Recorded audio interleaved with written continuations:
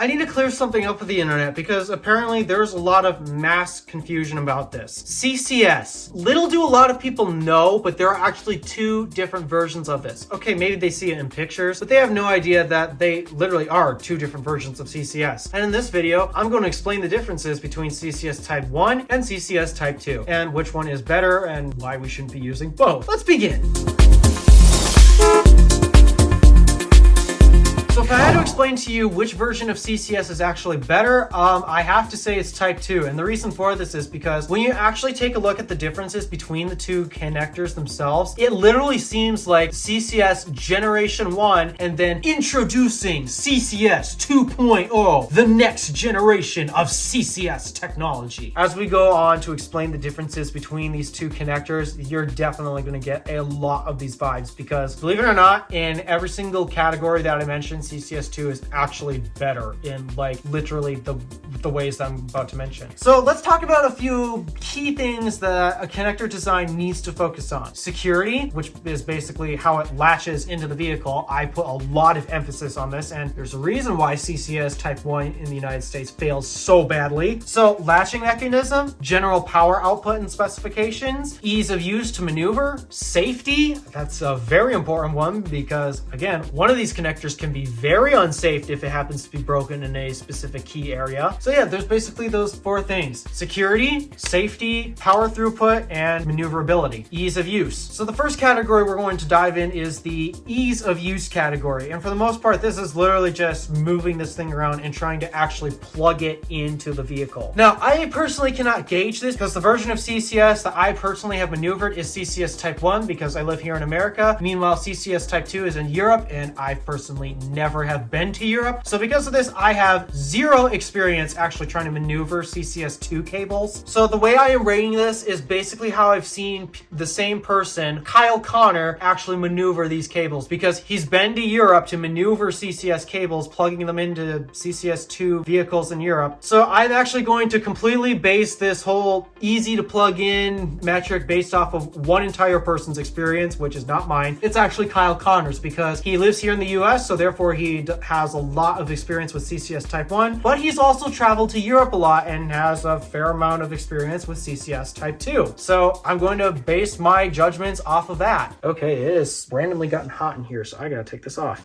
So if I have to be honest, both of these connectors actually score very low in terms of the easy to plug in because they are massive. There's only one connector that is commonly used that has this advantage, that actually has an easy to plug in advantage, and that's the Max connector. Because honestly, CCS, both Type 1 and Type 2 versions, they are not the easiest things to plug in. They're actually relatively the same in terms of which is easier to plug in. In fact, they're both pretty bad if I'm being honest, especially for disabled people and elderly people. They are going to absolutely struggle plugging these connectors in. There's one key area as of why they both suck actually, and this is an area where NACS handily takes care of things. But again, this is not about NACS. This is about CCS Type 1 versus CCS Type 2. And in terms of ease to plug in, they are both pretty bad at that. Okay, they're both not easy to plug in, but how about unplugging? I should probably also count this as a metric too. How about unplugging the two connectors? Now, this they actually share absolutely no similarities with, and that's because, well, it's due to their latching design, which actually, let's cover that first before we actually talk about how easy it is to unplug them. So the way that CCS Type 1 latches is there's actually a mechanical lever action latch that latches onto the car. So the best way I like to describe this is the connector locks onto the car instead of the car locking onto the connector. And this is very, very bad for security. More on that in a bit. Meanwhile, CCS Type 2 is actually designed where the car locks onto the connector instead of the connector locking onto the car, which is a good thing for, again, that same security advantage that I'm about to talk about. What is that security advantage that I'm going to talk about? Unplugging it. This is one of CCS Type 1's biggest flaws. Let's talk about how easy it is to unplug it. It's extremely easy. Even when the car's latching pin that latches onto the handles latch, yeah, there's a separate pin in the vehicle that actually blocks the movement of the latch so that way you don't accidentally unplug it. Well, guess what? If you push hard enough, you can still unplug it. And I highly recommend you do not do that, because that will definitely cause massive danger. But for the most part, it doesn't really matter if the car's locking pin for the latch is in place. You can just push the button and just unplug it. In fact, actually, let's talk about their AC counterparts, because their AC counterparts have the exact same latch design as Type 1 and Type 2. When you're plugged into an AC charger, the vehicle's pin that blocks the path of the latch on the handle, that doesn't actually engage when you're AC charging. So basically, any random Yahoo can just walk up to your car. Oh, look at this! Some weird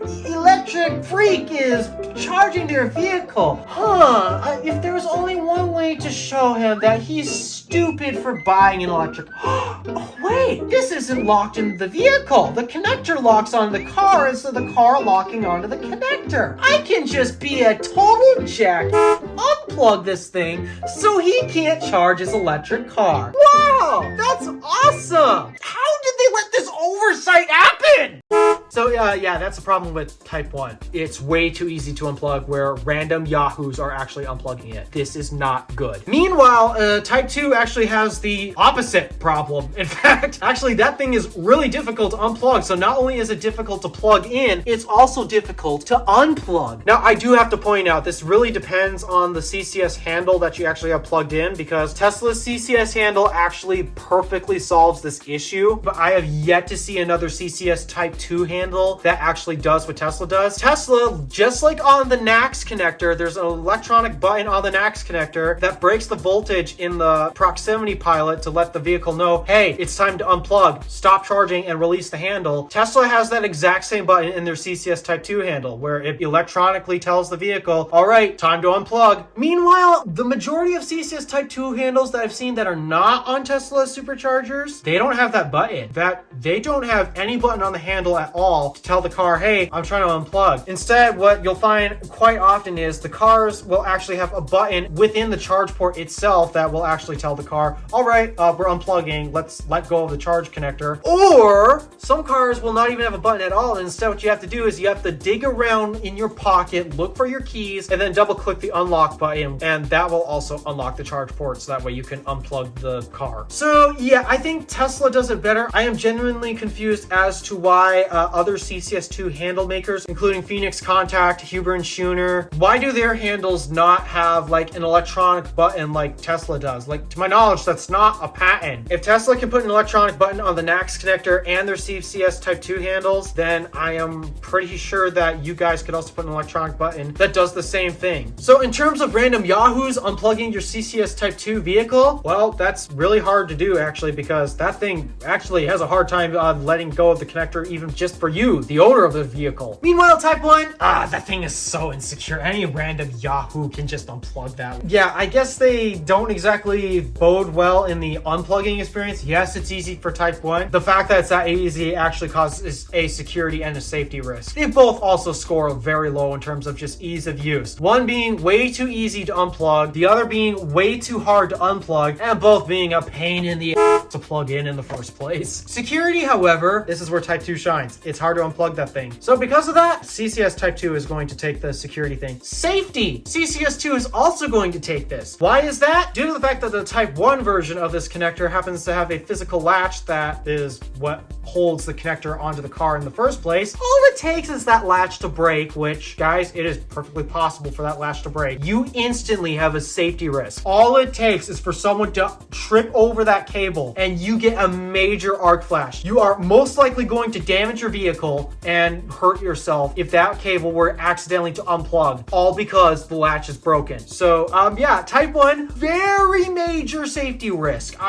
This is another reason why I do not want to own a car with that connector. It is dangerous. Type 2, on the other hand, due to the fact that that vehicle really does not let that thing go, the safety risk is basically mitigated because that thing's basically plugged in the entire time. And then power specifications. Yeah, I gotta give it to Type 2 again. They just, dang, it's impressive. So to address power delivery, these two connectors actually do it very differently. Well, DC-wise, okay, for the most part, they're pretty much the same, other than Tesla has been able to get CCS Type 2 to work at above 600 amps more consistently, and everyone says that CCS in general is 500 amp limited, though I gotta admit, I keep seeing all of this CCS Type 2 being used above 500 amps, and yet it looks like it's handling it much better than Type 1 ever could. I'm not too sure why, but Type 1 just does not seem to be able to go above 500 amps as well as Type 2 is. But the biggest difference is actually in the AC form factor. 3-phase is all about the phases. With the Type 1 connector, it is designed for single phase current, where you have your hot line and then your neutral line. Versus the Type 2 connector, that one has 3-phase support. This is 4 fingers. Why am I holding 4 fingers? The Type 2 connector has 3-phase support, which is 3 hot lines and a neutral line. This allows the Type 2 connector to deliver a lot more power than what